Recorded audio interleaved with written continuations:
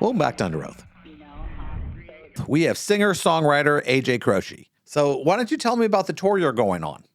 Well, this is it's called Croce Plays Croce, the 50th anniversary tour. We're celebrating 50 years of my father's music, and we're going to be performing all of the 3 albums that were recorded in the 18 months that he recorded, and it is a really fun show. It's about the connections in so many ways that I have with my father. So a little bit of my stuff in there, a lot of his, and a little of the influences of his and mine that really connect us. Are you going to have multiple people performing with you? Well, it's the band. There's 6 of us in the band, and there's it's a Grammy-winning stage full of musicians, and so it's really a lot of fun. It's energetic. There's the stories, the videos that you're seeing behind, from family videos to just video collages that are going on that are really beautiful, and it's really fun, and it changes every night because I open up the stage and the request line, so to speak, for people to shout out what they want to hear, and we do it. Now, you have the opportunity to play these classic songs that people, that have been in people's hearts for years. Do you find out? I went to a Beach Boy concert the other night, and it was amazing to me about how many people show up, in comparison just a couple of years ago. I think there's a resurgence and a need for live music that I guess we missed. Maybe COVID took it away from us. It could be. Yeah, I'm certainly seeing great crowds and great audiences for this. I think there's a part of it that's, nostalgia, and there's a certain part of it of being able to know that you're going to hear great music. Certainly when you go and see the Beach Boys, you're going to hear great music. And I think same thing with this show, you're going to hear a night full of really great music, and it can go in so many directions because I'm not a sound-alike. I'm not trying to be. I'm not a cover band. But we are definitely playing my father's music. And there are times when I sound remarkably like him, and there's times when I don't. I'm 20-some years older than him now, so you can hear it a little bit in my crackle finish. It's very strange when we talk about this. I have the opportunity to talk with people who's in the same position you were. Their fathers created these bands and these groups, and they're following in the footsteps. And the shadows that these iconic performers, had, and the children who were in these shadows sometimes, how difficult was it for you to be able to go, okay, I want to do this, but, how do you pass? How do you surpass? What can I do to do something different, or maybe even, go my own way on something like this? Well, for me, it was about practice. It was about becoming great as a piano player, and in doing that, I had a love for music. It was a calling. I didn't care about fame. I cared about being able to do this for a living. So my goals were not so lofty. My goals were to be able to perform music for a living, and I needed to be the greatest player that I could be, because I did know that I would get compared to my father, and there was no way around that. But I think, having the early recognition, having B.B. King hear me at 18 and ask me on the road, touring with Rod Stewart, Santana, Jeff Beck, Ray Charles, Aretha, James Brown, all of these artists that I toured with, played with, Neville's. I think that gave me the confidence as a player to do what I felt was really calling to me. I wasn't worried about my father. I didn't play his music until about 5 years ago. So it came to me in a really natural way. Of course, I was working with his music and his musical legacy behind the scenes as a publisher, but as a musician, I was pushing my own limitations and working hard to be as great as I could be.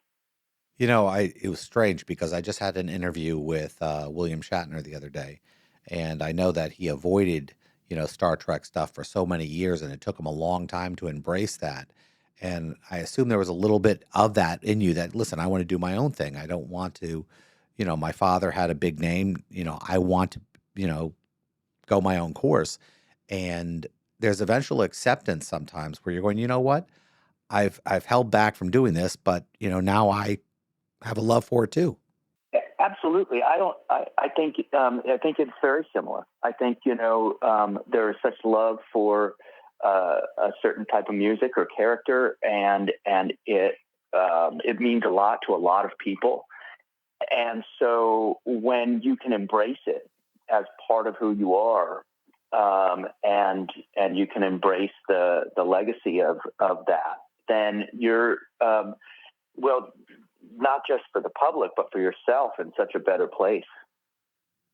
I think about fathers and sons all the time. I mean, my father cast a big shadow too. And when I process what it took me, and I'm a junior, so getting out from behind my father's shadow into doing my own thing, and I did exactly the opposite of what he would have ever done. There was a benefit to it, and now later on, I start, like you just mentioned, you're 20 years older than he was. Do you ever go back and go, I finally get why he might have done this? As an adult, I can now see, understand him a little more than I might have. I know you didn't know him well because he passed early on in your life, but you think you have a better understanding for him now than you did, when you were younger? I think my understanding of my father, yeah, I think in some ways, I think he was complicated in a number of ways. A part of it was about his generation, about being a first generation Italian American, about all of the different aspects of his life and the era that he grew up in played a big role in who he was. And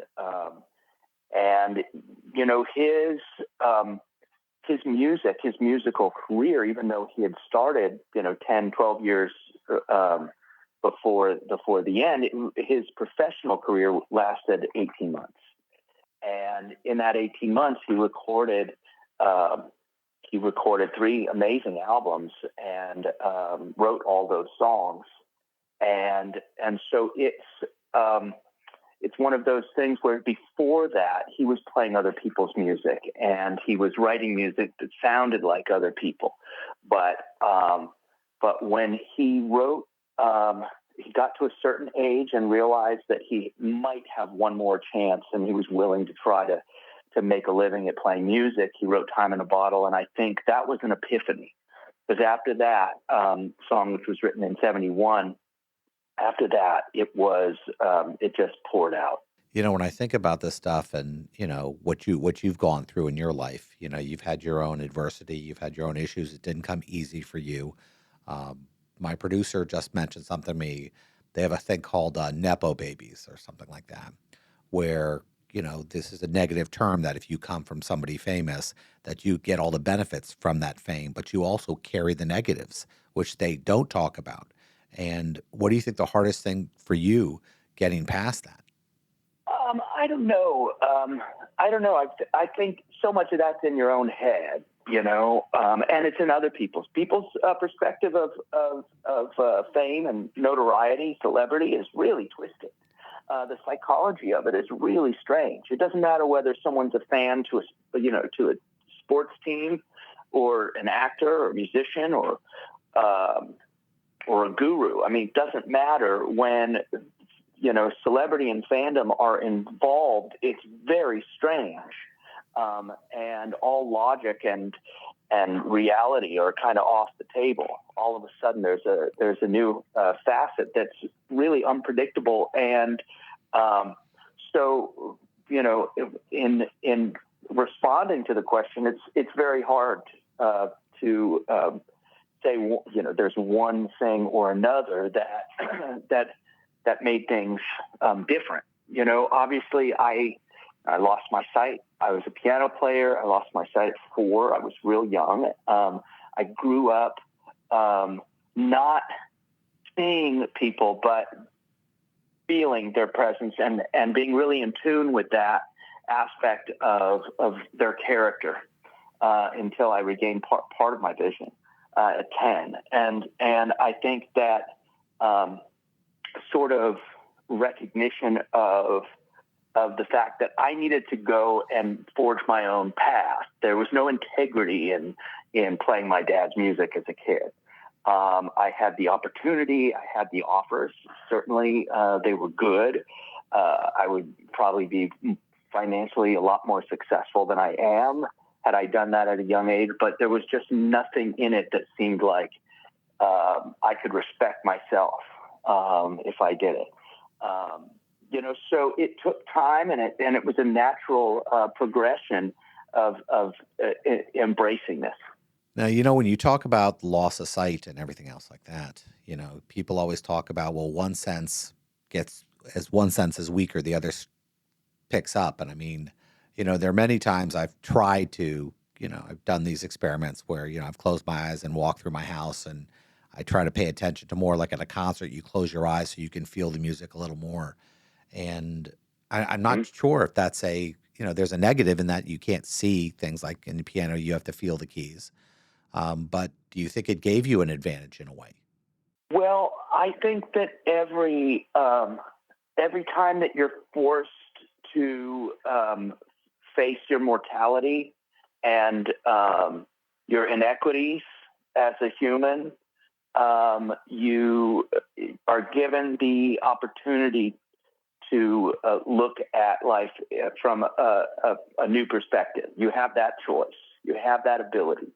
And I think it makes you a stronger person. And certainly, it's character building, if nothing else. Now that my father's gone, I had many years with him. I had 40 years with my dad. And now that he's gone, there are so many things I want to ask him. Now, for you, your dad died before you were 2. And, if you could just have 5 minutes with him, what do you imagine that conversation would be like?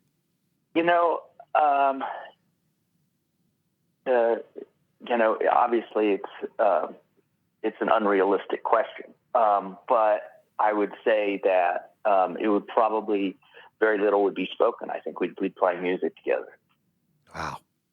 That's actually a great answer. You would share feelings. I always wonder, and most sons look for advice, but to think about sharing just a great moment with somebody, that's a very special thing to have. Absolutely. And I mean, obviously I'm older and wiser than he is now. So you might want to ask me a few things. Oh, it was kind of strange because we get the opportunity to talk to a lot of people. We get to talk to, celebrities, psychics, everything, who knows.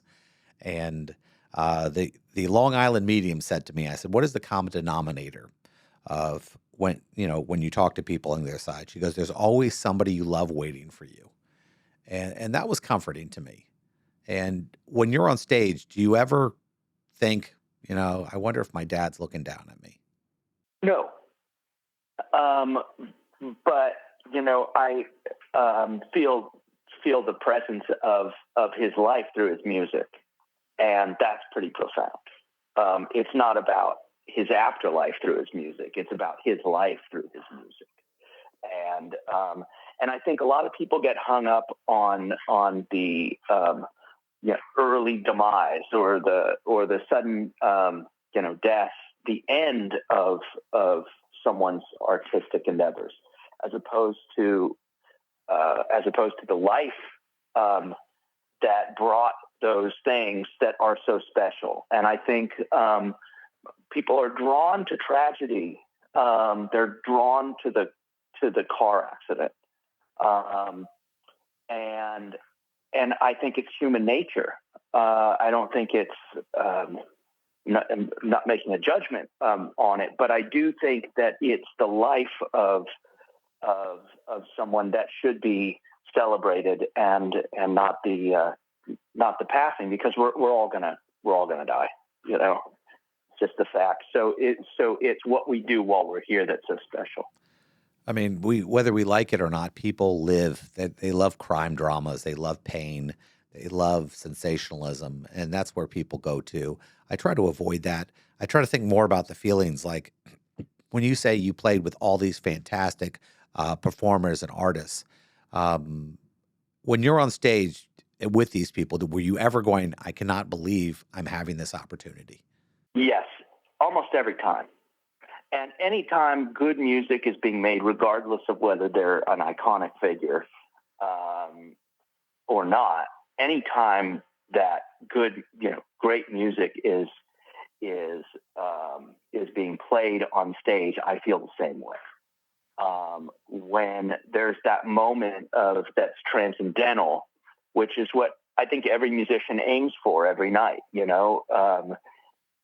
and I'm really fortunate that with this group of musicians, it's possible every night. And having that transcendental moment is what we look for. So yeah, whether it's Ray Charles or BB or the Nevilles or whoever it might have been that I was playing with, Willie Nelson or Waylon or whoever, I look for that moment where you're just like, oh yeah, this is this is wonderful. This is where I want to live, right here in this moment. I've had a lot of cool opportunities because of the things I've been able to do in life, whether it be the show, whether it be writing comic books, doing stand up. And I have these moments where I can go, wow, and I can lock in immediately when you say, what are some of your best moments? And if I had to ask you, what was one of your best moments on stage? What could you pull to? What would you go to almost immediately? Again, it's that feeling. There isn't a one. They're all equally amazing. When you hit that place where all of the all of the practice and the muscle memory and the years of dedication and emotion are forgotten, and the only thing is being in that sort of floating moment where it all feels right. It's like that's what soul is. That's what soul music is. Um, it is that beautiful state, and I think it's um, not to be new agey about it, because I'm not, but I do see the beauty of that state, and it does occur every night at some point. Sometimes it's for seconds, sometimes it's for a whole song, sometimes there's multiple songs that have it. And so much of that is encouraged by the audience. Audience plays a huge role in making the magic of that moment, because they're part of it. They're as much a part of the show as the band is. Well, we've got about a minute left, and I just want to find out what cities are you going to be playing? Because if you're anywhere in Florida, I'll definitely go check you out. Great. Well, I'll tell you, we're all over the country, and in Florida, I can tell you that we are sort of finishing up November right after Thanksgiving. We start off in Jacksonville on the 25th at the Florida Theater. That's 11:25, and then the next night, November 26th, in Fort Lauderdale at the Parker Playhouse. And then the 28th in Clearwater at the Capitol Theater, the 29th in Melbourne at King Center for the Performing Arts. On the 30th, we're going to be at the Villages at the Savannah Center. And then beginning of next year, we start our 24 off in Santa Maria Island on the 26th of January. The 27th, we're in Avon Park. The 28th, we're in Immokalee.